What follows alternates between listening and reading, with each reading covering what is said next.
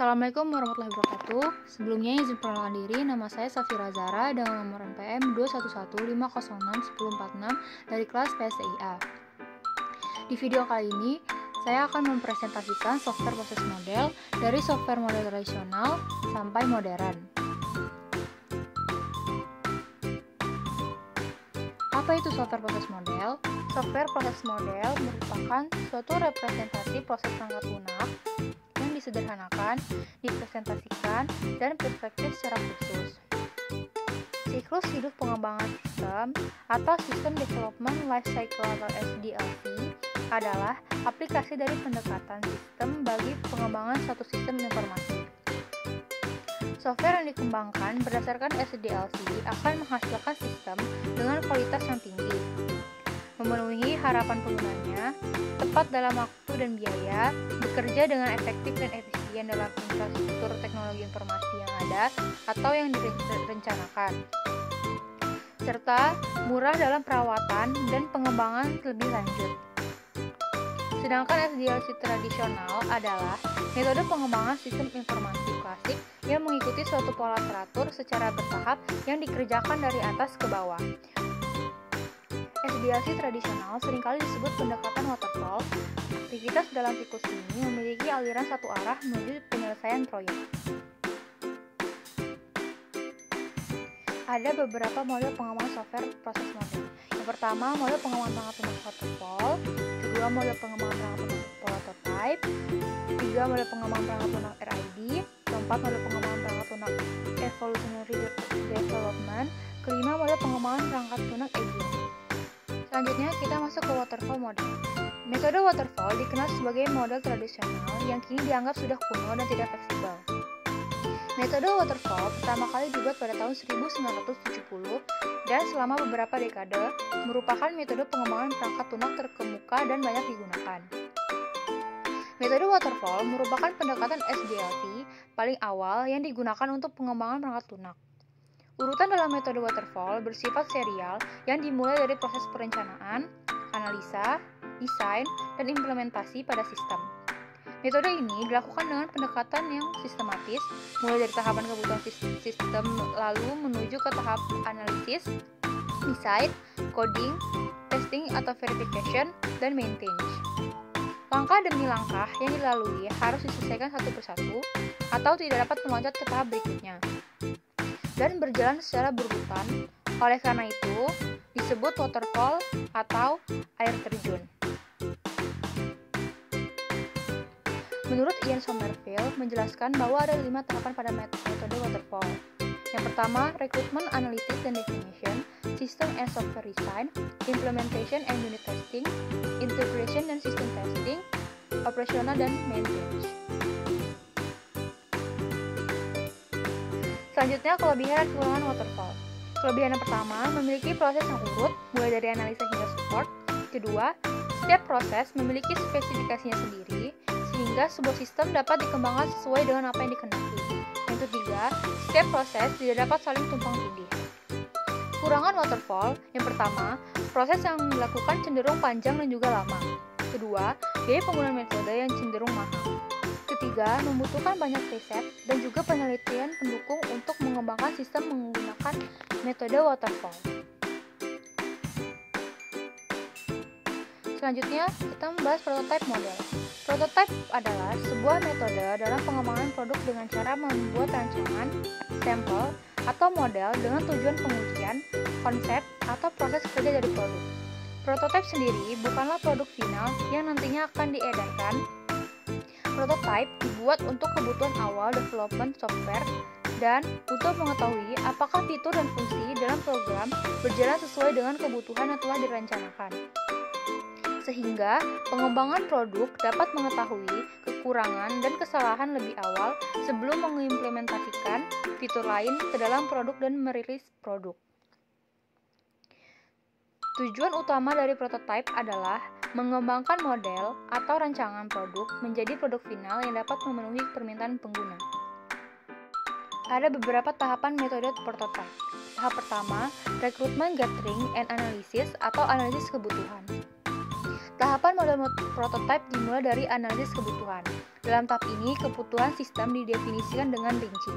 Tahap kedua, quick design atau desain cepat. Tahap kedua adalah pembuatan desain sederhana yang akan memberi gambaran singkat tentang sistem yang ingin dibuat, tentunya berdasarkan diskusi dari langkah pertama di awal. Tahap ketiga, atau build prototype, atau bangun prototype. Setelah desain cepat disetujui, selanjutnya adalah pembangunan prototipe sebenarnya yang akan dijadikan rujukan tim programmer untuk pembuatan program atau aplikasi. Tahap keempat, user evaluation atau evaluasi pengguna awal. Di tahap ini, sistem yang telah dibuat dalam bentuk prototipe dipresentasikan pada klien untuk evaluasi. Selanjutnya, klien akan memberikan komentar dan saran terhadap apa yang telah dibuat. Tahap kelima, refining prototype atau memperbaiki prototype. Jika klien tidak mempunyai catatan revisi dari prototipe yang dibuat, maka tim bisa lanjut pada tahapan ke-6. Namun, jika klien mempunyai catatan untuk perbaikan sistem, maka fase 4-5 akan terus berulang sampai klien setuju dengan sistem yang akan dikembangkan.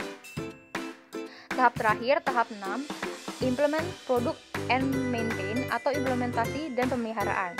Pada fase akhir ini, produk akan segera dibuat oleh para programmer berdasarkan prototipe akhir. Selanjutnya, sistem akan diuji dan diserahkan pada klien. Selanjutnya adalah fase pemeliharaan agar sistem berjalan lancar tanpa kendala. Selanjutnya, kelebihan dan kekurangan prototipe. Kelebihan yang pertama, menghemat waktu dan biaya pengembangan. Adanya keterlibatan pemilik sistem sehingga kesalahan sistem bisa diminimalisir dari awal proses. Ketiga, membantu anggota tim untuk berkomunikasi secara efektif. Keempat, klien memiliki kepuasan tersendiri karena sudah memiliki gambaran dari sistem yang akan dibuat. Kelima, implementasi atau pengguna sistem lebih mudah karena klien sudah tahu gambaran sistem sebelumnya. Keenam, kemudahan dalam memperkirakan pengembangan sistem selanjutnya. Terakhir, memungkinkan klien untuk mempersiapkan perangkat lunak yang cocok dengan sistem yang akan dibuat. Selanjutnya, kekurangan metode prototype. Prototype adalah metode yang menghabiskan banyak waktu jika klien kurang puas di tahap awal. Klien terus-menerus menambah rekrutmen dari sistem, ingin dibuatkan yang seperti inilah, seperti itulah, sehingga menambah kompleksitas pembuatan sistem. Sistem akan terhambat jika komunikasi kedua belah pihak tidak berjalan secara efektif. Selanjutnya, RID model atau Rapid Application Development adalah strategi siklus hidup yang ditujukan untuk menyediakan pengembangan yang jauh lebih cepat dan mendapatkan hasil dengan kualitas yang lebih baik dibandingkan dengan hasil yang dicapai melalui siklus tradisional. Model RID adalah sebuah adaptasi kecepatan tinggi dari model waterfall, di mana perkembangan pesat dicapai dengan menggunakan pendekatan konstruksi berbasis komponen. Jika tiap-tiap kebutuhan dan batasan ruang lingkup proyek telah diketahui dengan baik, proses RID memungkinkan tim pengembang untuk menciptakan sebuah sistem yang berfungsi penuh dalam jangka waktu yang sangat singkat. Ada beberapa fase dalam RID. Yang pertama, recruitment planning. Dalam tahap ini diketahui apa saja yang menjadi kebutuhan sistem, yaitu dengan mengidentifikasikan kebutuhan informasi dan masalah yang dihadapi untuk menentukan tujuan, batasan-batasan sistem, kendala dan juga alternatif pemecahan masalah. Kedua, design workshop, yaitu mengidentifikasi solusi alternatif dan memilih solusi yang terbaik. Terakhir, implementation. Setelah desain workshop dilakukan, selanjutnya sistem diimplementasikan atau coding ke dalam bentuk yang dimengerti oleh mesin yang diwujudkan dalam bentuk program atau unit program. Selanjutnya, kelebihan dan kekurangan RID. Kelebihan dari RID, yang pertama, membeli sistem yang baru memungkinkan untuk lebih menghemat biaya ketimbang mengembangkan sendiri. Kedua, proses pengiriman menjadi lebih mudah. Hal ini dikarenakan proses pembuatan lebih banyak menggunakan potongan-potongan script. Ketiga, lebih fleksibel karena pengembangan dapat melakukan proses desain ulang pada saat yang bersamaan. Keempat, bisa mengurangi penulisan kode yang kompleks karena menggunakan wizard. Selanjutnya, kekurangan dari RID. Yang pertama, dengan melakukan pembelian belum tentu bisa menghemat biaya dibandingkan dengan mengembangkan sendiri. Kedua, membutuhkan biaya tersendiri untuk membeli peralatan-peralatan penunjang seperti misalnya software, hardware. Ketiga, kurang efisien karena apabila melakukan pengkodean dengan menggunakan tangan bisa lebih efisien. Keempat, ketelitian menjadi berkurang karena tidak menggunakan metode yang formal dalam melakukan pengkodean. Selanjutnya, evolutionary development model. Model evolutionary development adalah sebuah siklus atau tahapan dengan tujuan pengembangan atau evolusi perangkat lunak, di mana masing-masing dari setiap aktivitas saling terkoneksi untuk menentukan, membuat sebuah perancangan, serta implementasi maupun pengujian sistem perangkat lunak. Evolusi ini bersifat iteratif atau mengandung perulangan. Hasil proses berupa produk yang semakin lama semakin lengkap sampai versi terlengkap yang dihasilkan sebagai produk akhir dari proses. Bersifat iteratif dan atau mengandung perulangan, dan metode ini dibagi menjadi dua, yaitu pertama model incremental, merupakan model pengembangan sistem pada rekayasa perangkat lunak berdasarkan kebutuhan perangkat lunak yang dibagi menjadi beberapa fungsi atau bagian sehingga model pengembangan secara bertahap. Di lain pihak, ada yang mengartikan model incremental sebagai perbaikan dari model waterfall dan sebagai standar pendekatan top-down.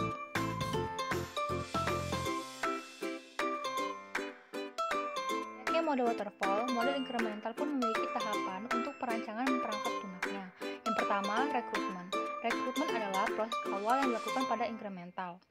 Yang kedua, spesifikasi. Spesifikasi adalah proses spesifikasi di mana menggunakan analisis kebutuhan sebagai acuannya. Ketiga, desain arsitektur adalah tahap selanjutnya, perancangan perangkat lunak yang terbuka agar dapat diterapkan sistem pembangunan perbagian pada tahapan selanjutnya. Keempat, kode. Setelah melakukan proses desain selanjutnya adalah pengkodean. Kelima, tes, merupakan tahap pengujian dalam metode ini. Selanjutnya, kelebihan dan kekurangan incremental. Kelebihan yang pertama, personel bekerja optimal. Kedua, mampu mengkombinasi perubahan secara fleksibel dengan waktu yang relatif singkat dan tidak dibutuhkan anggota atau tim kerja yang banyak untuk menjalankannya. Tiga, pihak konsumen dapat langsung menggunakan dahulu bagian-bagian yang telah selesai dibangun. Selanjutnya, kekurangan model incremental.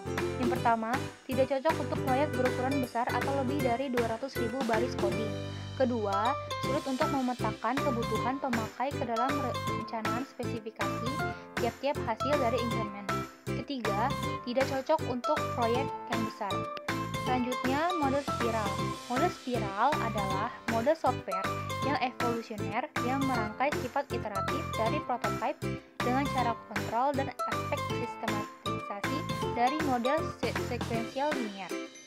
Model ini pengembangan versi perangkat lunak secara cepat. Model spiral adalah salah satu bentuk evolusi yang menggunakan metode iterasi alami yang dimiliki oleh model prototyping dan digabungkan dengan aspek sistematis yang dikembangkan dengan model waterfall. Tahap desain umumnya digunakan pada model waterfall, sedangkan tahap prototyping adalah suatu model di mana perangkat lunak dibuat prototype atau model tidak lengkap seperti blueprint.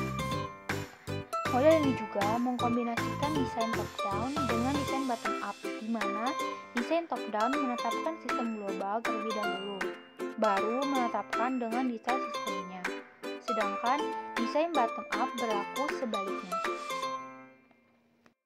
Selanjutnya, aktivitas-aktivitas yang dilakukan dalam model spiral. Tahap pertama yaitu tahap liaison. Pada tahap ini dibangun komunikasi yang baik dengan calon pengguna atau pemakai. Kedua, tahap planning atau perencanaan. Pada tahap ini ditentukan sumber-sumber informasi, batas waktu, dan informasi-informasi yang dapat menjelaskan proyek. Tahap ketiga, analisis resiko. Mendefinisikan resiko, menentukan apa saja yang menjadi resiko baik teknis maupun manajemen.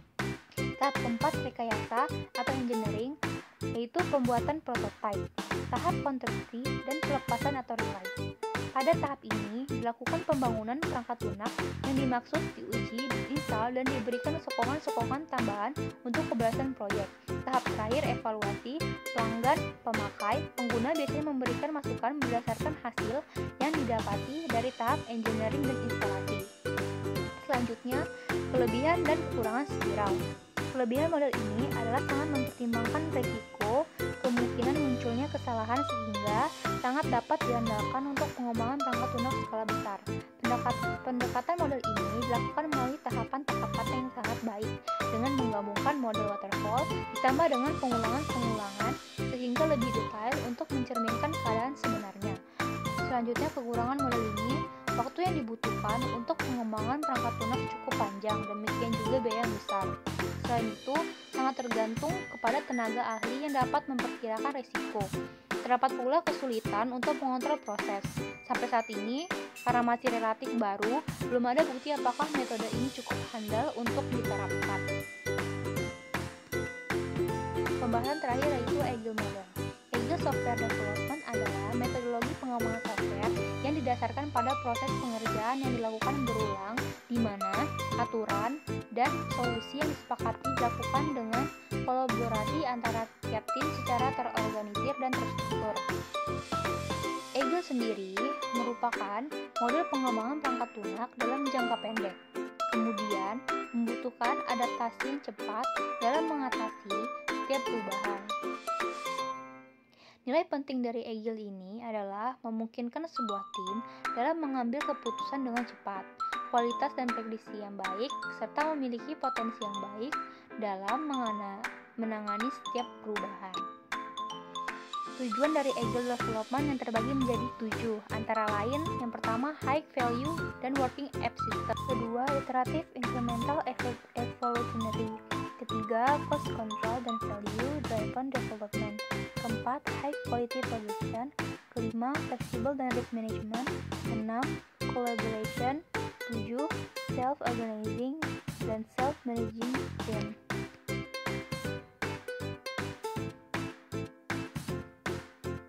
Dalam metode Agile sendiri masih terbagi lagi menjadi beberapa jenis bagian. Yang pertama, Adaptive Software Development atau ASD, kedua Agile Modeling atau AM, ketiga Crystal, keempat Dynamic System Development Method atau DSDM, kelima Extreme Programming atau XP, keenam Future Driven Development atau FDD, ketujuh Rational Unified Process, terakhir Scrum Methodology.